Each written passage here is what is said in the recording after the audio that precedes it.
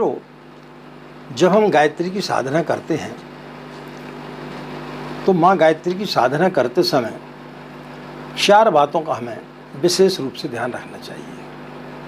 और यदि उन 4 बातों का हम यदि अपने साधना काल में विशेष रूप से यदि ध्यान रखते हैं तो निश्चित रूप से आपको गायत्री मंत्र फलित होगा।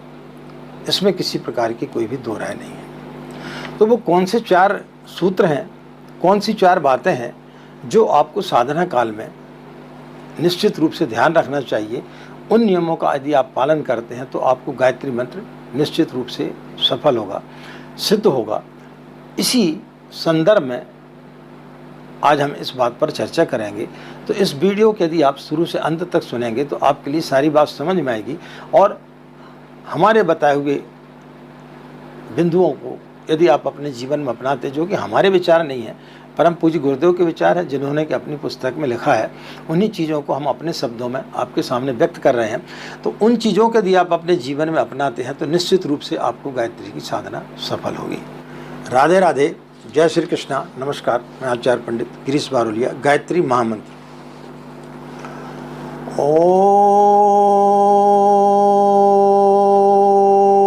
भूर्भुवः स्वाहा तत्सवितुर्वरेण्यं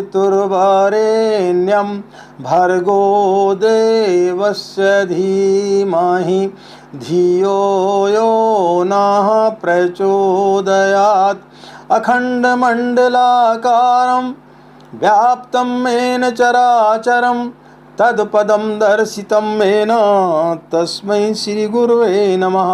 मित्रों, गायत्री साधना करते समय हमें 4 बिंदुओं पर, 4 बातों पर विशेष रूप से ध्यान देना चाहिए। यदि आप इन 4 सूत्रों को, इन 4 बातों को अपने जीवन में साधना काल के समय यदि अपनाते हैं तो निश्चित रूप से गायत्री मंत्र आपको फलित होगा। उन 4 सूत्रों के बारे में हम आपको एक एक करके बताते हैं। पहला सूत्र है ब्रह्म मुहूर्त में सो करके उठना।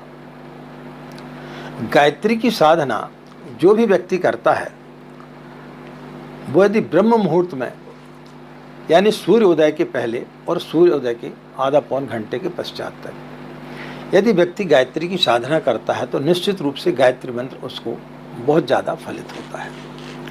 मित्रों, जीवन में भी हर प्रकार की व्यवस्थाएं हैं। उन व्यवस्थाओं के से विपरीत यदि आप चलते हैं तो निश्चित रूप से आपको जीवन में हानि होगी। प्रातःकाल जब आप उठते हैं तो आपको स्नान करने की आवश्यकता पड़ती है, शौच क्रिया करने की आवश्यकता पड़ती है, समय पर खाना खाने की आवश्यकता पड़ती है। यदि आप इन सब कार्यों को समय पर नहीं करेंगे तब क्या होगा? आप बीमार पड़ जाएंगे। हर कार्य जीवन में आपको समय पर करना पड़ता है। तो समय पर यदि जो कार्य करते हैं तो फिर आप स्वस्थ रहते हैं। यदि ट्रेन है, रेलगाड़ी है, उसे यदि पटरी पर न चला करके ऐसे ही चला दिया जाए तब क्या होगा?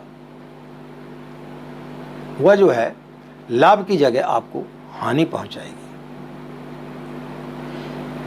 तो ब्रह्म मुहूर्त का एक ऐसा समय होता है जब सारे पशु पक्षी रात्रि में जब विश्राम करते हैं और जब सूर्य की पौ फटती है, उसकी जब किरणें निकलती हैं तो उस समय सारी प्रकृति से लेकर के सभी जीव जंतु जो है वो जागृत हो जाते हैं। उस अवस्था में जब हम किसी प्रकार की कोई भी साधना करते हैं तो वो कई गुना ज़्यादा हमें फलित होती है। आप अन्य समय पर करेंगे आपको लाभ मिलेगा, लेकिन उतना लाभ नहीं मिलेगा जितना कि आपको ब्रह्म मुहूर्त में मिलना चाहिए। तो जब आप साधना करते हैं तो आपको ब्रह्म मुहूर्त में आपको साधना करना चाहिए और आपका एक समय निर्धारित होना चाहिए। ऐसा नहीं कि आज अभी कर लिया, फिर कुछ देर बाद कर लिया, कभी आधा घंटे बाद कर लिया, कभी आधा घंटे पहले कर लिया। नहीं, एक समय आपका निर्धारित होना चाहिए। ये संध्या बंदन का समय होता है। संध्या काल किसे कहते हैं? जहाँ 2 चीज़ों का मिलन होता है। प्रातःकाल अंधकार जाता है, प्रकाश आता है। सायंकाल प्रकाश जाता है और अंधकार आता है। तो ये 2 समय ऐसे हैं कि उन समय पर यदि आप गायत्री की साधना करते हैं तो वो आपके लिए सबसे ज़्यादा फलित होती है। तो सबसे पहला सूत्र है कि आपको ब्रह्म मुहूर्त में गायत्री की साधना करना चाहिए। दूसरा है पूर्व मुख होकर के आपको बैठना चाहिए। जब आप गायत्री की साधना करते हैं तो आपको पूर्व की तरफ मुंह करके बैठना चाहिए। जब हम पूर्व की तरफ बैठते हैं तो सूर्य की किरणें हमारे अंदर प्रवेश करती हैं। सूर्य से जो है विटामिन डी निकलता है जो कि सात्विक होता है। तो सूर्य की ऊर्जा से हमारा जो शरीर है वो ऊर्जावान होता है, स्फूर्तिवान होता है। और जब हम पूर्व की तरफ मुंह करके बैठते हैं तो हमारे अंदर सात्विकता आती है, सकारात्मक विचार आते हैं। तो हमें पूर्व की तरफ मुंह करके साधना में बैठना चाहिए। तीसरा, गायत्री की साधना, गायत्री मंत्र का जाप आप जब भी करते हैं आपकी कमर सीधी होनी चाहिए, यानी आपका जो मेरुदंड है वो सीधा होना चाहिए। मेरुदंड कभी भी आपका झुका हुआ नहीं होना चाहिए। कई लोग ऐसे झुक करके बैठ जाते हैं और जाप करते रहते हैं। इस प्रकार से कभी भी जाप नहीं करना चाहिए। मेरुदंड हमेशा आपका सीधा होना चाहिए। इस प्रकार से आपको बैठना चाहिए, क्योंकि ये भी एक वैज्ञानिक कारण है। चौथा और अंत में आपको पद्मासन में बैठना चाहिए। जो लोग ज़्यादा देर तक नहीं बैठ सकते वो सुखासन में भी बैठ सकते हैं। बाकी के समय में यदि आप साधना करते हैं तो फिर आपको मानसिक रूप से जाप करना चाहिए।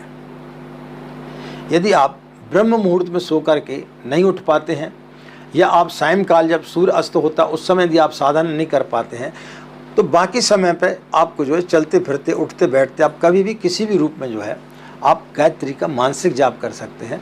वो भी आपके लिए लाभप्रद होगा। लेकिन साधना काल में आपको नियम कानून कायदों से आपको बंद करके और फिर यदि आप सही तरीके से साधना करेंगे तो फिर निश्चित रूप से प्रकृति आपका सहयोग करेगी, ईश्वर आपका सहयोग करेगा और माँ गायत्री की आप कृपा प्राप्त करने के हकदार बनेंगे। किसी प्रकार की कोई भी उसमें आपको संदेह नहीं करना चाहिए। 100% आपको उसमें लाभ प्राप्त होगा। तो आशा है मित्रों यह जानकारी आपके लिए काफ़ी लाभप्रद होगी। जो गायत्री के साधक हैं, जो गायत्री की साधना कर रहे हैं, वो यदि अपने जीवन में इन 4 चीज़ों का ध्यान रखेंगे पूजा करते समय तो निश्चित रूप से उन्हें कई गुना गायत्री मंत्र फलित होगा। हमारे चैनल को सब्सक्राइब जरूर करें। इन्हीं कामनाओं के साथ में कि आपका दिन मंगलमय हो, आप लोग खुश रहें, मस्त रहें। माँ गायत्री की असीम कृपा इसी प्रकार आप लोगों पर बने रहे। हमें आज्ञा दे मित्रों। नमस्कार। ओम शांति।